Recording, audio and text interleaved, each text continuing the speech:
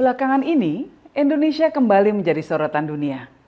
Setelah keputusan pemerintah untuk tidak memberikan visa bagi atlet Israel di kejuaraan dunia senam di Jakarta, Komite Olimpiade Internasional atau IOC sempat merekomendasikan agar posisi Indonesia sebagai tuan rumah berbagai ajang olahraga dunia ditinjau ulang. Sebagai Ketua Umum Federasi Panjat Tebing Indonesia, saya melihat langsung bagaimana politik yang mencampuri dunia olahraga dapat berdampak besar. Bukan hanya bagi negara, tapi juga bagi para atlet yang seharusnya terlindungi dari gejolak politik global. Hingga kini misalnya, para atlet Rusia masih dikenai sanksi internasional akibat keputusan pemerintah mereka yang menyerang Ukraina. Padahal, para atlet itu belum tentu sependapat dengan kebijakan pemimpinnya. Dalam berbagai forum internasional, Federasi Indonesia berulang kali menyuarakan keprihatinan terhadap standar ganda yang kami rasakan di dunia olahraga. Kami mengusulkan agar ada keadilan yang konsisten.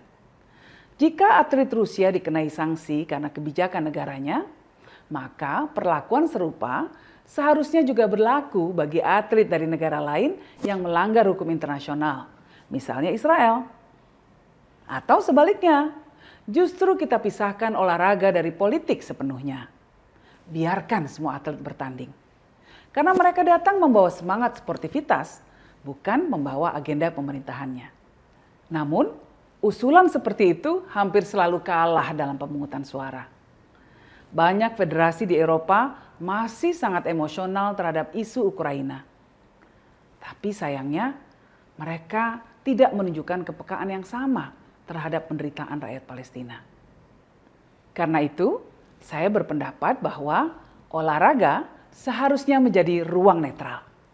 Tempat manusia bertemu tanpa label politik. Di lapangan, yang dihormati bukan asal negara atau agamanya, melainkan kerja keras, disiplin, dan perjuangan para atlet.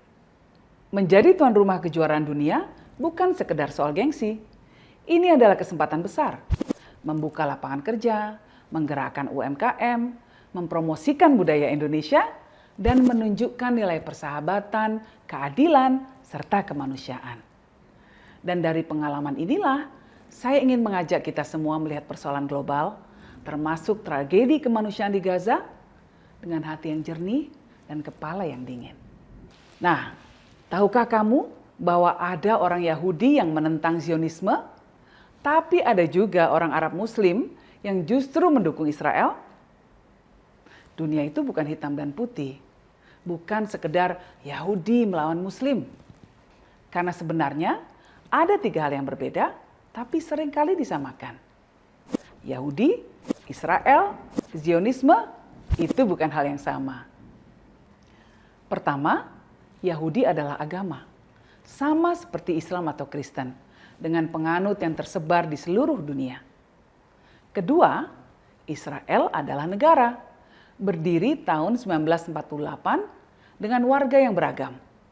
Yahudi, Muslim, Kristen, Arab, dan etnis lainnya.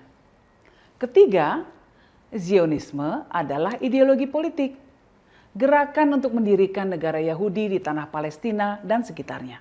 Tidak semua Yahudi adalah Zionis, dan tidak semua Zionis adalah orang Yahudi. Bahkan banyak Yahudi yang menolak Zionisme karena mereka percaya menindas bangsa lain bukanlah cara untuk menebus penderitaan di masa lalu.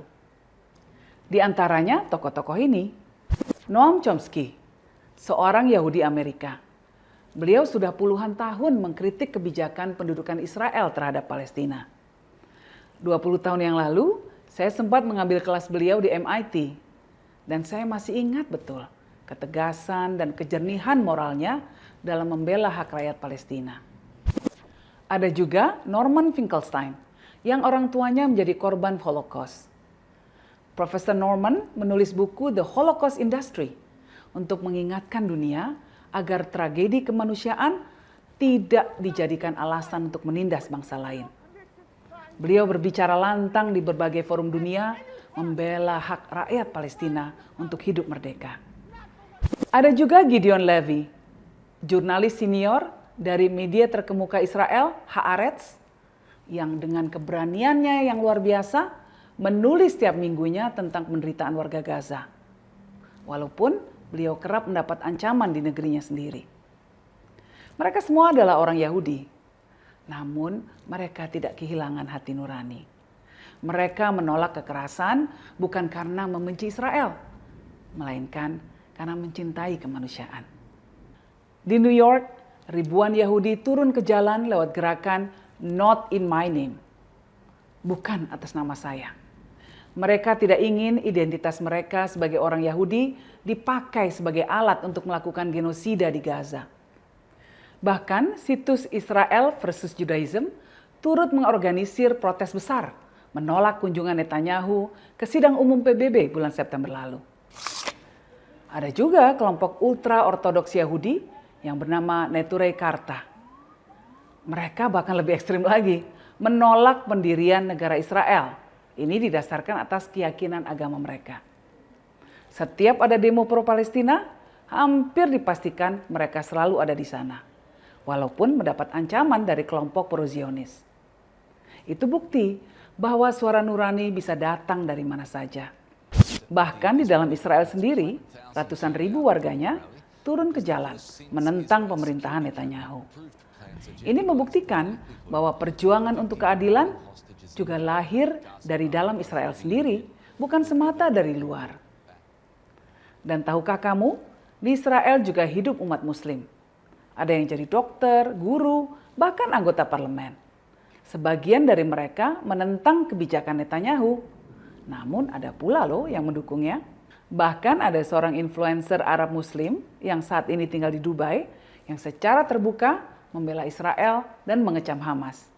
Jadi, dunia ini tidak hitam putih. Di sisi lain, dukungan terhadap rakyat Palestina datang dari berbagai penjuru dunia, bahkan dari negara-negara non-Muslim. Spanyol dan Irlandia, dua negara dengan penduduk mayoritas Katolik, tak hanya mengakui negara Palestina, tapi juga menunjukkan keberpihakan mereka melalui langkah diplomatik nyata. Afrika Selatan dengan pengalaman pahit apartheid membawa kasus genosida ke Mahkamah Internasional atau ICJ hingga muncul tuntutan terhadap beberapa pejabat tinggi Israel dan Hamas atas dugaan kejahatan perang. Semua ini menunjukkan bahwa dukungan terhadap Palestina bukan soal agama, tetapi soal kemanusiaan. Sebagai seorang Muslim, saya percaya bahwa Islam adalah rahmatan lil alamin, bukan rahmatan lil muslimin. Islam adalah rahmat bagi seluruh alam, bukan cuma untuk orang Islam. Dan sebagai anak Gus Dur, saya diajari untuk melihat manusia sebelum melihat agamanya. Gus Dur sering berkata, tidak penting apa agamamu, yang penting kamu bisa berbuat baik untuk sesama.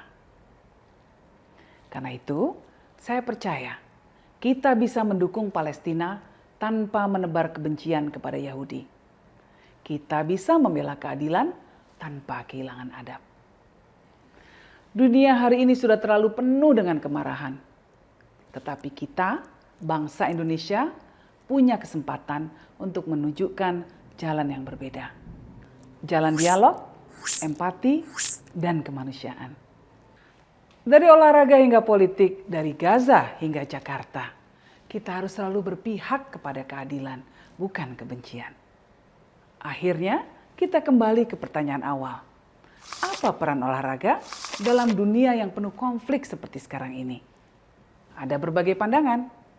Ada yang berpendapat, kita harus tegas. Jangan beri panggung bagi atlet dari negara yang menindas bangsa lain.